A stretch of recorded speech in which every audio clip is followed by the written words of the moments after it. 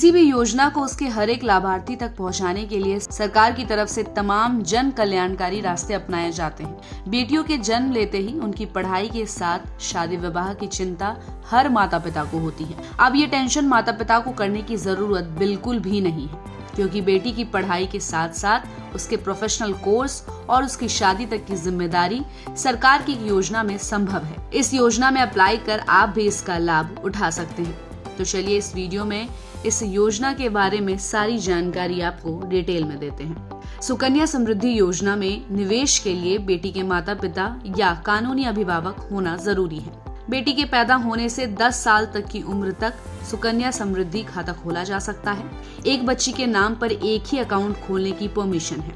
Post office या किसी भी बैंक के ब्रांच में सुकन्या समृद्धि खाता खोला जा सकता है और एक फाइनेंशियल ईयर में कम से कम 250 रुपए या ज्यादा से ज्यादा 1.5 लाख रुपए जमा किए जा सकते हैं। ये रकम आप एक बार में या इंस्टॉल में जमा कर सकते हैं। सुकन्या समृद्धि अकाउंट खुलने की तारीख से मैक्सिमम 15 साल तक इन्वेस्टमेंट किया जा सकता है। अकाउंट खुलने की तारीख से 21 साल की ड्यूरेशन पूरा करने पर अकाउंट मैच्योर होता है। बेटी की पढ़ाई के खर्च के लिए अकाउंट से पैसे निकालने की परमिशन मिलती है।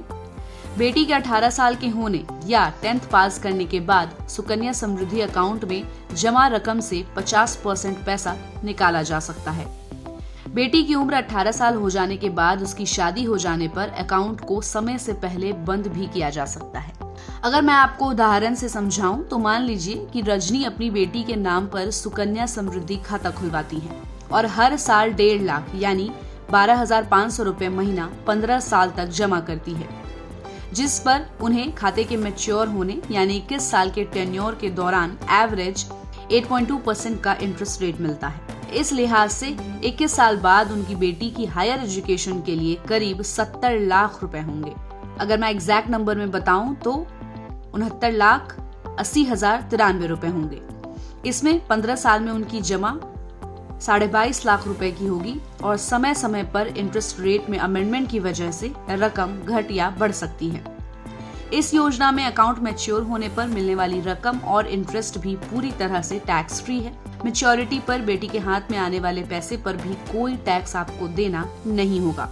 तो अगर आपने अभी तक अपनी बेटी की सुकन्या समृद्धि खाता नहीं खुलवाई है तो जल्द से जल्द अपने नजदीकी पोस्ट ऑफिस या बैंक जाइए और अकाउंट जरूर खुलवाइए। तो सरकार के इस स्कीम पर आपकी क्या राय है, हमें अपनी राय कमेंट बॉक्स में दें और ऐसे ही अपडेट्स के लिए देखते रहिए गुड रिटर्न्स। हमारे चैनल को लाइक और सब्सक्राइब करना बिल्कुल भी मत भूलिएगा।